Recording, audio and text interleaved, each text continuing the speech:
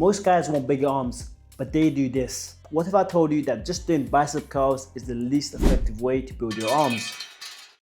Look, curls are great for building your biceps, but your triceps make 2/3 of the arm size. So if you're just showing your biceps and ignoring your triceps, you're literally missing most of your arms. So let's fix that first, starting with what you actually need to know about triceps. Triceps has 3 heads, lateral, medium, and the long head, which by surprise is not only the biggest but the most overlooked. So if you want bigger, thicker arms, we want to hit long head on purpose. First, we're going to walk through 3 best tricep exercises that I recommend, plus calisthenics alternatives if you don't have any weights. And also I'll give you the sets and reps so you have the full complete guide. First up is the overhead tricep extension, which hits the longest and hardest. Again, the biggest part of your triceps, so we want to hit this hard. And here's how I do it. I aim for 3 sets of failure, ideally in the 12 to 20 rep range. Rest 1 to 2 minutes between sets. And if you really want to bond these arms, you can do a drop set at your 3rd set, which means you go to failure, drop the weight, go again to failure, drop the weight, and go again to failure. In this drop set, your form isn't going to be the best because you're going to failure and you're not resting. So by logic, your form is going to suffer. Otherwise, if you're doing perfect form, you're not going to failure. And trust me, your arms are going to be pumped by end of this session. And to progress, I'd increase the reps or weight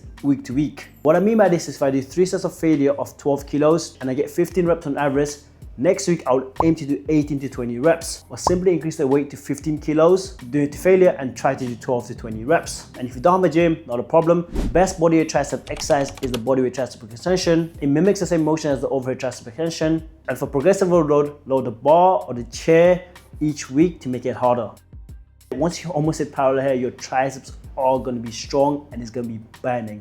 The second exercise I recommend is the skull crushes, which is all the 3 heads, but the main focus being the medial head. You can use a dumbbell or barbell or an easy bar. Personally, I stick to dumbbells because they're easier on the wrist, and there is a big debate on how low you should go. The deeper you go, the more it stresses the triceps, allowing you to build more muscle, but it can hurt your wrist and elbow joints. Personally, I stick to the head level because I do a lot of force grip, so my wrist isn't the strongest, so I want to keep them safe. So just do what feels right and safe for you. Again, with the sets and reps, 3 sets of failure with 1 to 2 minute rest. Personally, I will skip the drop set here because your form isn't going to be the best, and the anxiety of the bar dropping on your head, I don't know if that's worth it, man. So the drop set is an option here, but for me, I don't do it. Now the calisthenics version is the diamond push-ups, which isn't the best perfect isolation, and that is a weakness of calisthenics, but they still hit your triceps. And to make it harder, you can do diamond weighted push-ups, or you can bring your hands closer and closer until you do the Illuminati sign. And this makes it much harder. And the final exercise I'll recommend is a classic tricep pushdown. These are great to finish off your tricep workout, and the main focus here is the lateral and the medial head. Again, same formula here, 3 sets to failure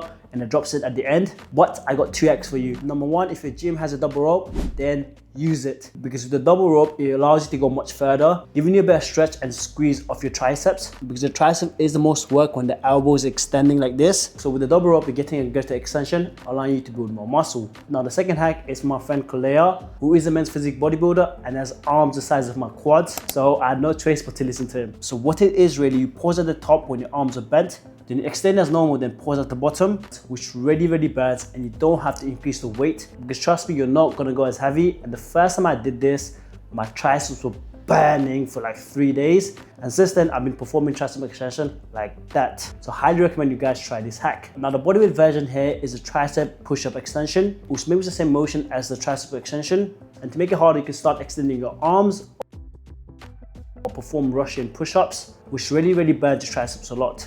That's it for the triceps, and don't worry, I'm going to show you how to implement these exercises to your workout in the end of this video. Now let's move on to the biceps. The biceps has 2 heads, the long and the short head. Plus the brachialis underneath that adds thickness from the front. Now the standard bicep curls are great, but the best isolation exercise I recommend is the preacher curls. You can either use a machine, barbell, or dumbbell, it doesn't matter. The reason they're so good is because they lock your arms in place, giving you the full stretch and hit the muscle hard without much momentum. Again, with this, you can go 3 sets of failure with 1 to 2 minutes rest and optional drop set at the end. Now the bodyweight version for this is the bodyweight bicep curls, add on the rings or the bar. What you want to do here is lock your elbows in place and just move with your arms. This will squeeze the biceps, and you can lower the height to make it more difficult. Now the second exercise is the Bayesian curl. I actually been implementing this for the past few months, and guys, they really work. Because by stepping forward with arms behind your torso When you curl, it puts the biceps in the stretch position, especially the long head. You have this constant tension from the cable, which means your biceps are working the whole time. Unlike with the barbell or the dumbbell, when you stretch out, there is no tension. So with the Bayesian curl, there is that constant tension, allowing you to really focus on the mind-muscle connection, which will help you build a huge peak in your biceps. Now, the bodyweight alternative here is the chin-ups or weighted chin-ups. This typically is the best bodyweight bicep exercise. However, with the chin-ups, you are engaging your back, so it doesn't fully allow you to isolate your biceps. So what you can do is do your sets of chin-ups or weighted chin-ups,